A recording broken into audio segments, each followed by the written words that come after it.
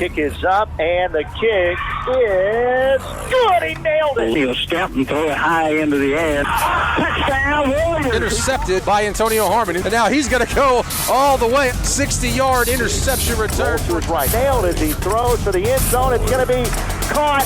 Touchdown, Bulldogs. A touchdown, Bulldogs. It was caught in the end zone. Boswell Media Sports. It is the Boswell Media Sports Countdown to Kickoff. I am your host, Breck Riley. And hey, countdown, it's finished because, we're basically done. Kickoff is in about a week and a half. So no more countdown to kickoff. This is our final interview of the season. And we wanted to do something special, so we mixed it up just a little bit. Today, we're not speaking with a coach, but with a commentator, one of the longest tenured commentators in the state.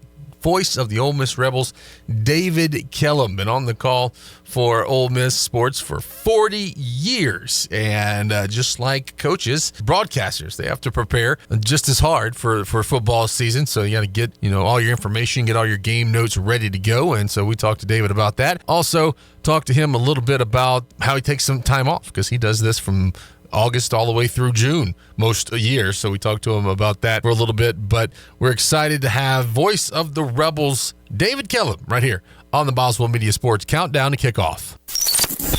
He sweeps to the left to the 30, 35, down the sidelines to the 40, makes a move to the 45, to the 50, he's to the 40, he could go, he's at the 25, to 20, they dive at him, they miss him, he's in the end zone, touchdown!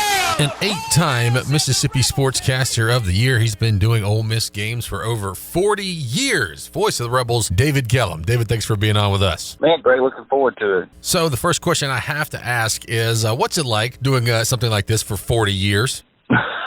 Well, my wife picks at me all the time. She said, you started when you were 10, which is about true. I started at 18 years old, right out of high school, started doing games, and did Ole Miss baseball at age 18. So I'm one of those guys that got a ton of years in, but just turned 60 this year. But it's been wonderful. It's like for years and years you get paid for the best seat in the house, whatever sport you're involved in. And as I become older, I get kind of toward the end of the baseball season. It's almost like too much ice cream because it's a grind, to say the least. But I love what I do. It's a lot of fun. It's definitely a grind. People think you just sit in there and talk, but you and I know that's way more than that. For you, definitely, because you are one of the few that still do football, baseball, and basketball. So what's that like, and when do you find time to take some vacation? Right now, except you're cutting into that, but that's okay. No, it's interesting. There was a time where very few did all three, and then as the league got better in the SEC in baseball, there were several of us that were, quote, doing all three, and now it's kind of gone the other direction. I think there's only like 4 or 5 lead announcers in football that are also doing basketball and baseball, but it makes for a long 10 months, and usually when we get through with baseball at whatever given point, I'm kind of depressed the next day when the season ends, but then the following day I wake up and go, I've got some time to chill. And, it's part of June and July, and my wife will travel. We'll go out and do a little tour of the country and visit my daughter in North Carolina and kind of rejuvenate to some degree. Then I get to the first part of August, and we get into SEC meetings and different things. You start getting fired up again, so I'm ready to get it going. All summer long here on the Countdown to Kickoff, we've been speaking with coaches about how they're preparing for the season, what they do with their team, and things like that. But broadcasters have to prepare just like coaches do. So what are you doing right now to get ready for the season? Well, when I get into June and I'm through with the 3 sports, I try to not be tempted to dive back into football. I kind of put it to rest for a month. And then early July, we'll start gathering information and have a couple of meetings and that kind of thing. But we'll look at format as a group, what changes we might make in a pregame show, postgame show, et cetera. And, of course, the salespeople are working 90 to nothing. I'm not involved in the sales side of it. As a radio station owner for several years on a local level, I was at that point. But it's kind of a relief to be just basically doing the play-by-play and be the director of broadcasting. I have to deal with the sales stuff. But, they're working on that. And then we get, as a group, our our team will start meeting on a little bit of a regular basis, and we'll have that format meeting and then start talking about what we want to do. And I am personally, diving into the media guide once it's there, learning our players. And this year we've got a bunch of new faces, and so it's pretty detailed. I'll also take it. The first team that we're opening with played a bowl game the year before. I always save that bowl game on my DVR. And I'll go back and break down that, look at their former players and who's returning, especially if they don't have coordinator changes, and I can kind of use that to get a feel for what they like to run. Harry, who's our color commentator, Harry Harrison, handles more of the X's and O's part of it. And I'm, as a play-by-play guy, you got to deal with down and distance and time and all those things technically in radio that you have to do. Then we'll start working on depth charts and meet with our crew again right before we get started and jump in there and get with it. So are you allowed to get out to practice and maybe get on the field while they're running through drills and maybe speak to some coaches and some players, and then maybe even pregame? Are you able to walk down on the field prior to the games and maybe learn some tidbits that you could use in the broadcast that day? What is your access to the team like? Really good. We can meet with them pretty much whenever, unless they're directly into meetings and dealing with practice. But we're allowed as a broadcast crew to go to more of the practices than maybe your regular media, because we're really just an extension of the school.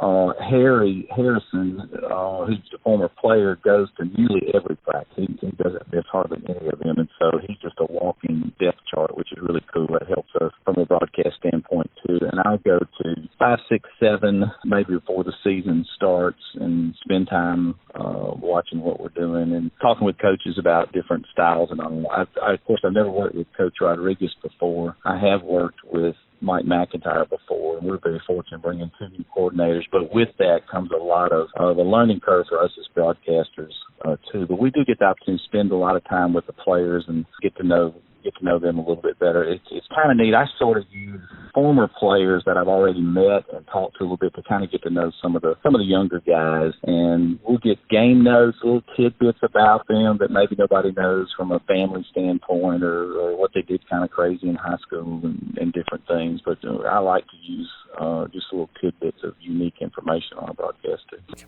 Okay, so it's Saturday morning, big Rebel football game. You're getting out of bed and getting ready to go. Most people think, as we mentioned, you're just going to come sit down and do the talking, but we both know that's not how it goes. So what does your typical game day routine look like?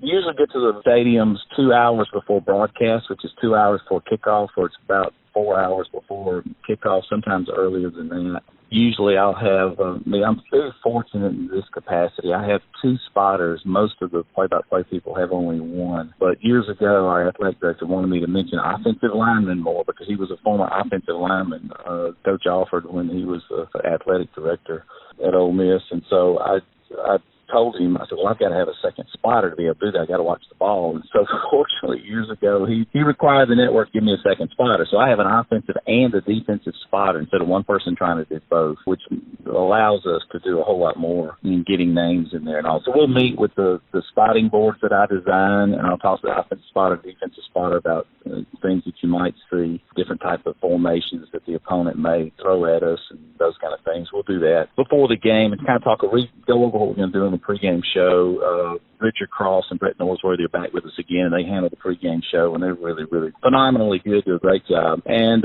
then we just kind of dive in and get with it. I'm very fortunate to have a really good crew. We have an incredible engineer, and of course he's responsible for making sure we're on the air and all. We'll talk about any nuances that might be different from a broadcast standpoint. So you're an Oxford guy, a Lafayette County guy, an Ole Miss guy. What's it like being a fan and an alumnus calling for your school? Well, Breck, it's kind of interesting. I've always said on my wall is a license to be a homer, because I've got a degree from the University of Mississippi. Period. I try to be as non-looking through the red and blue glasses all the time as I can be, and give the opponent plenty of credit. But it is kind of neat, because a lot of the announcers in the SEC are not graduates of the particular school that they do. But it does allow me to really dig in deep with our fans, and they know I'm one of them, and I bleed just like they bleed. And most announcers, when you get close to a team, you're going to feel that way to some degree. You want those players that you develop relationships with and coaches to be successful. In my case, I am, yes, an extension of the fans, and I've always looked at myself as that way. If 2 or 3 of my buddies were at home and couldn't come to the game, what would I be telling them? It's kind of how I always approach the broadcast side of it, and try to be as descriptive as possible. We're going to wrap things up with a couple of fun, quick questions. So we're going to exclude bowl stadiums, professional stadiums. What's your favorite venue, facility that you get to broadcast from, besides those in Oxford, of course? You know, that's interesting because we get asked that a lot, and I've been asked that a lot. And in our league, we're just so fortunate to have so many that are really, really nice in football, basketball, and baseball. But usually we break it down to room, not how new they are or, how cool things look from where you are. It's all about, do we have enough space to do what we need to do? And so I love going to LSU. I think the atmosphere there is incredible. The facility, they've done a good job of renovating it. And when Ole Miss and LSU meet, that's just a special time. So that's really cool. Of course, the Egg Bowls are always a whole lot of fun, and both schools have tremendous facilities now as well. But South Carolina is one that has really risen for me lately, at least in football, because of the atmosphere. The facility's nice, our booth is incredible, and the daggum stadium just sways when those people get into it. And we don't get to do that as often as some of the others, but it's one of my favorite venues to go to too. And of course, basketball and baseball, we've got some incredible facilities as well. So I imagine you get asked this next question a lot. But in 40 years of broadcasting, do you have a favorite game or a favorite favorite call of yours in particular where you just think, yeah, man, I really nailed it? Well, most of those are from Egg Bowl wins.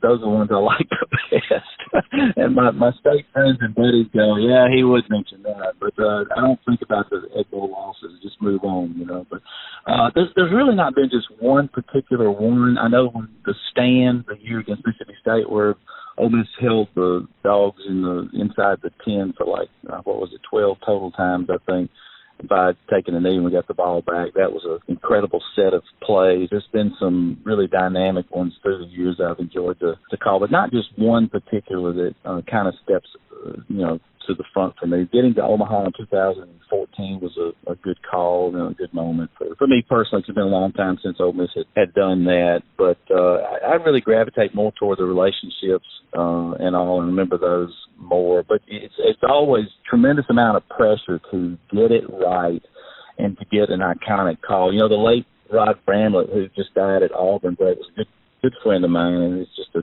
tragedy that we've lost him. But he had the call against Georgia was tipped, and they caught it and took it in for the touchdown, and then the kick that was returned against Alabama in the same year. And I was picking at him at the end of that broadcast year. We were having our SEC meetings, and I said, most of us are looking for one of those in a career. You got two in the same season. So a lot of it's about the opportunity and how big it was at the moment too. But fortunately, we've had several big moments, and I've enjoyed all of those. It's David Kellum, voice of the Ole Miss Rebels. You can hear him all season long calling Rebel football on your radio, and it's going to kick off on August 31st. Rebels traveling to Memphis, and that's an 11 o'clock kick, right? Yeah, we got to get there early. David, thanks so much for joining us here on the Boswell Media Sports Countdown to Kickoff. All right, thank you a bunch. Good luck to all the high schools in your area, man. Y'all have fun.